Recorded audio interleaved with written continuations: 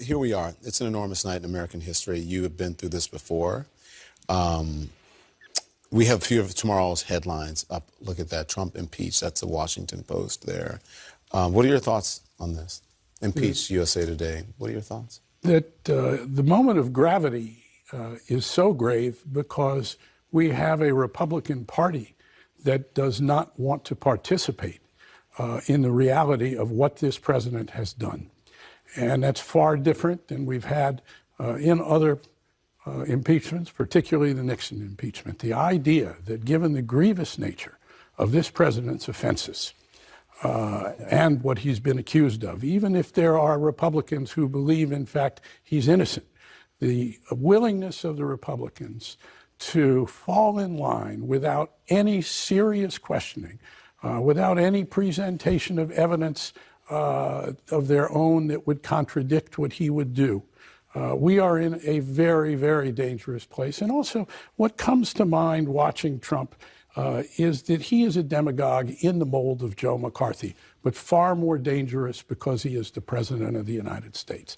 And again, going back to the Republican Party, there was mention made today earlier by someone on the air about a senator who took on McCarthy from the Republican Party, and a great senator who really challenged him and was the beginning of the end of McCarthy. We've seen nothing like that from Republicans who understand, talk to us as reporters about his lying, about the fact they know that he has not defended the Constitution. Not most of these Republicans we saw today, but a good number in the Senate, a good number in the House that talked to us privately.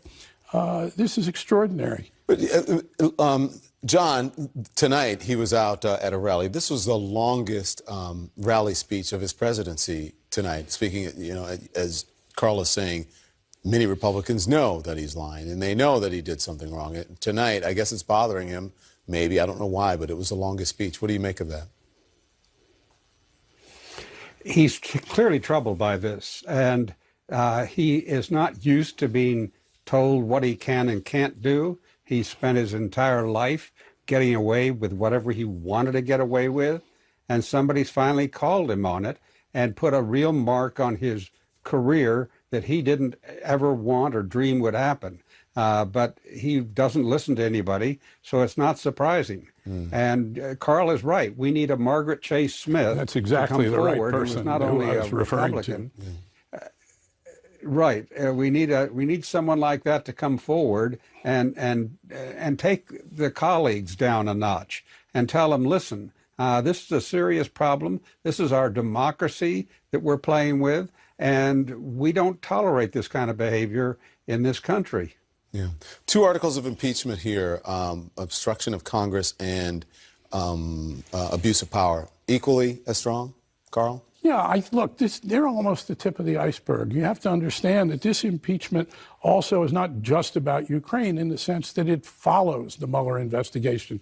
All things go back to Putin in some way. Why is it that everything of consequence in terms of foreign affairs that this president does falls to the advantage of Vladimir Putin? Why does he constantly, as in Ukraine, as he did in this phone call, do things to the advantage of Putin and Russia? That's the subtext of part of this. If you don't think those senators know that and are worried about that, that's one of the things that really is going to come out at the trial. Well, that's what Nancy Pelosi said. All roads lead to Putin in one of her statements to the press. Thank you, gentlemen. I appreciate it. Again, a historic night.